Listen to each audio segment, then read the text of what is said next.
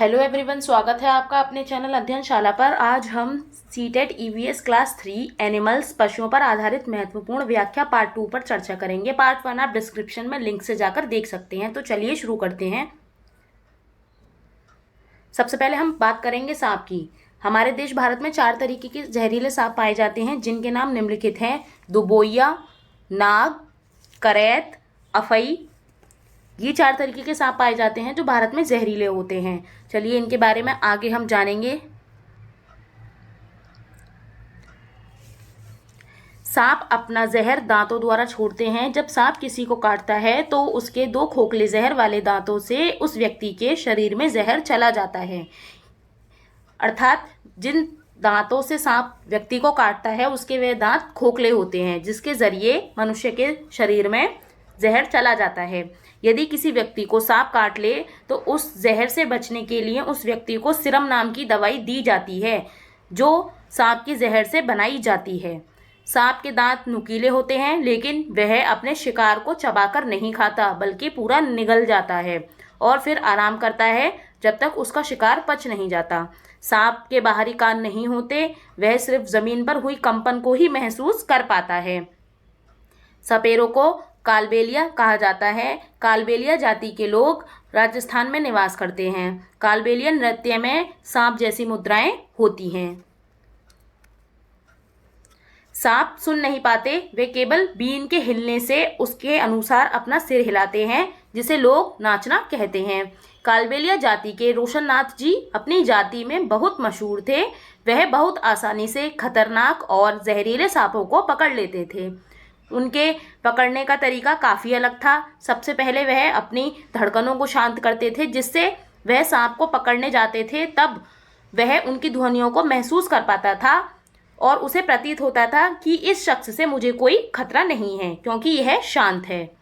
Been, तुम्बा, खंजरी यह सभी लौकी से बनाए जाते हैं, लेकिन ढोल के अलावा बाकी तीनों बाजे सूखी लौकी से बनाए जाते हैं।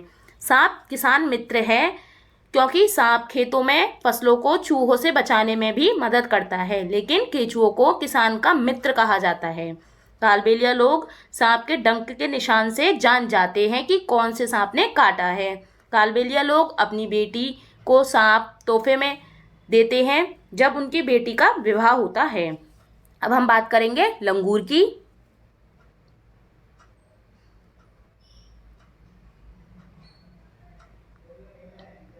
लंगूर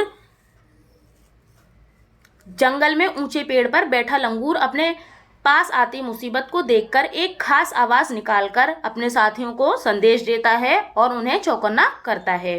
अब हम बात करेंगे कुत्ते की। कुत्तों के क्षेत्र बटे होते हैं। वह अपने क्षेत्र में आने वाले अन्य कुत्तों को उसकी मूत्र की गंध से जान जाते हैं। अब हम जानेंगे चूहा के बारे में।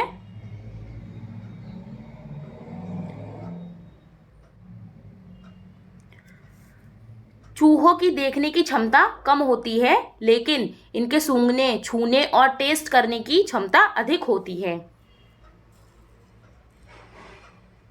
रेशम का कीड़ा। रेशम का कीड़ा अपनी मादा को इसकी गंध से कई किलोमीटर की दूरी से पहचान लेता है।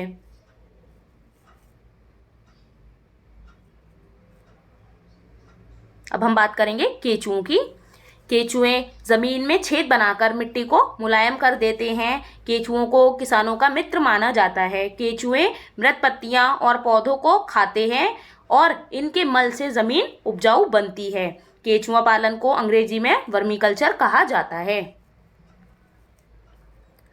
चींटियां।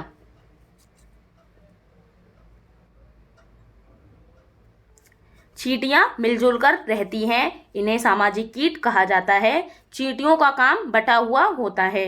रानी चींटी अंडे देती है। सिपाही चींटियां बिल का ध्यान रखती हैं और काम करने वाली चींटियां भोजन ढूंढकर बिल तक लाती हैं।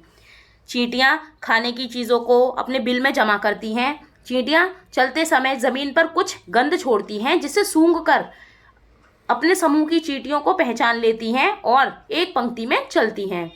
चींटियों की 3 जोड़ी टांगें होती हैं। चींटियों के डंक में फॉर्मिक एसिड होता है।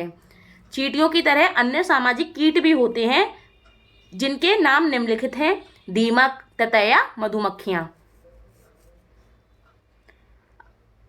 अब हम चर्चा करेंगे मच्छर की।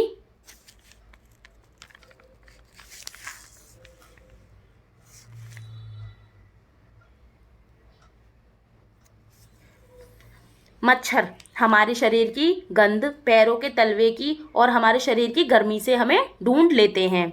मच्छर पानी में अंडे देते हैं। मलेरिया, डेंगू, चिकनगुनिया बीमारियां मच्छर द्वारा ही होती हैं।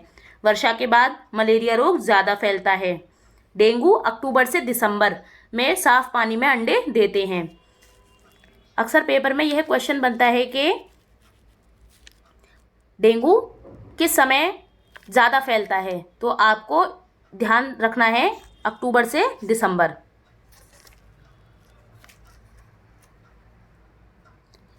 मलेरिया रोग मादा एनोफेलिस मच्छर के काटने से प्लाज्मोडियम नामक प्रोटोजोआ से होता है।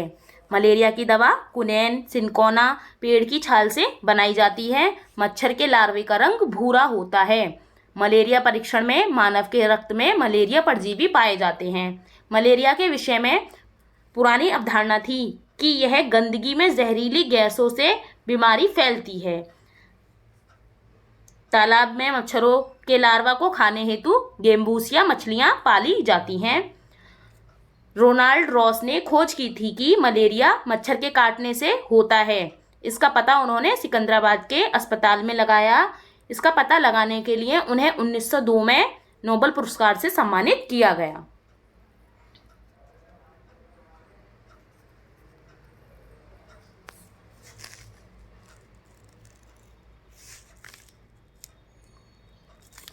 अगर वीडियो आपको हेल्पफुल लगी हो तो आप लाइक, कमेंट, शेयर और चैनल को सब्सक्राइब कर सकते हैं।